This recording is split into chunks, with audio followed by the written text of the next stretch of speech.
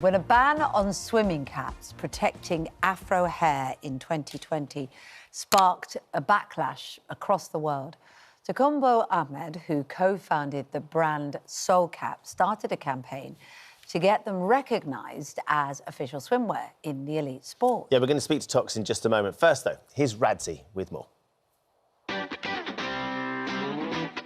Michael and Tox are history makers after the invention of their big swimming caps. Now, you might have noticed I've got fairly big hair. I also love to swim. I think there's a misconception or a myth that black people can't swim and you can't find kit that's made for you. It kind of reinforces that idea. If you didn't have that swimming cap, what would happen to your hair? It would probably get damaged by the chlorine. There was one time where I did try a different cap and it just came off altogether. And when you're already nervous about the water, learning how to swim as an adult, you feel very vulnerable. There was huge international controversy in July 2021 when the governing body of elite swimming, FINA, banned Soul Cap registration. Well, thankfully, the body not only apologised, but they overturned their decision. Without Soul Cap, I couldn't come because the other ones didn't fit my hair. Well, delighted to say that Tox joins us now this morning. Good morning to you, Tox. Morning. And firstly, congratulations. I mean, it's a very simple premise, what you wanted to do, to try and deliver swimming caps for people with Afro-Caribbean hair or big hair. Extraordinary that it was banned initially as well. What made you want to come up with the decision in the first place? What made you create the hats? Yeah, so me and my co-founder, Michael, we both grew up not knowing how to swim, which is really common in a lot of black households, I guess. You know, my mum can't swim, Michael's mum can't swim. So when we were about 27, 28, we decided, actually, let's do adult swimming lessons and let's learn how to swim. And it was during the lessons we actually met a woman who had sort of short Afro hair, and her cap just didn't really fit her. It was always coming off. It was just a struggle. And that got us thinking, you know, why don't you get swimming caps for people with different hair lengths, volumes and types, so.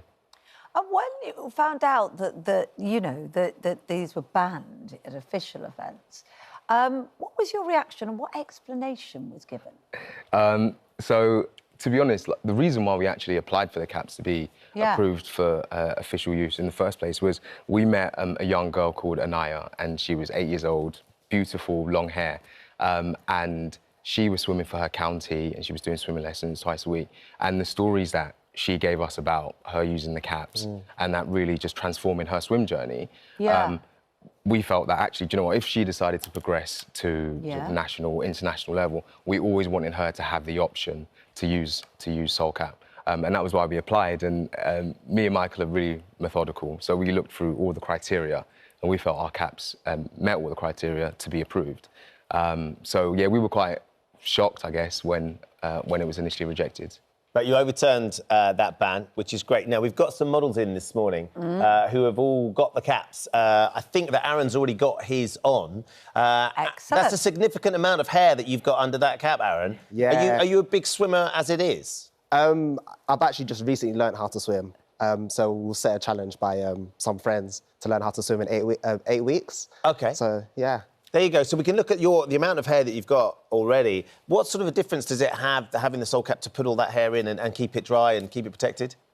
I think the fear of getting chlorine in my hair has always prevented me from wanting to swim.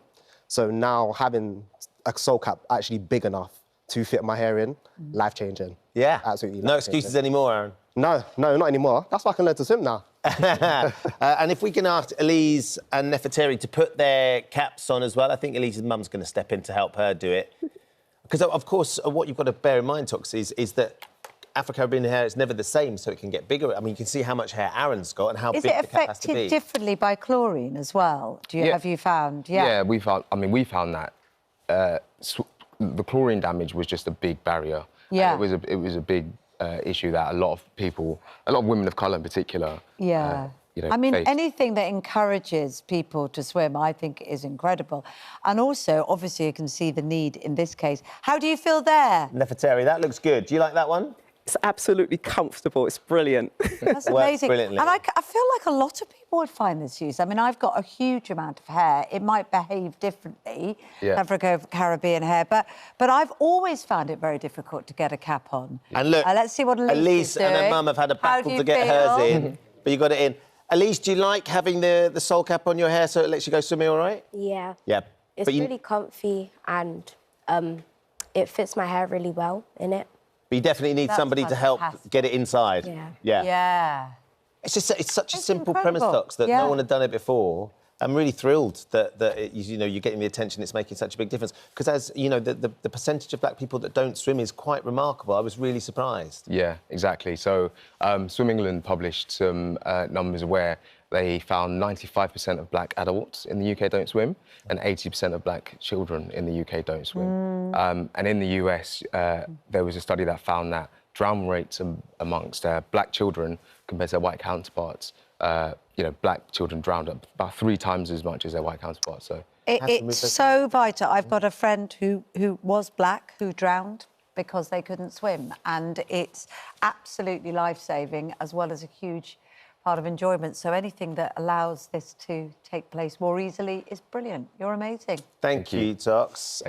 Black History Maker for Black History Month. Great to have you here this morning, and thank you to all of our models. We just need a swimming pool for you to go and dive in now. You're all ready to go. There's one on top of the building over there. We should throw them upstairs, on top of White City House. And watch it. Yeah, go and jump in the pool. Part of your challenge as well. Oh, yeah. To set yourself to swim.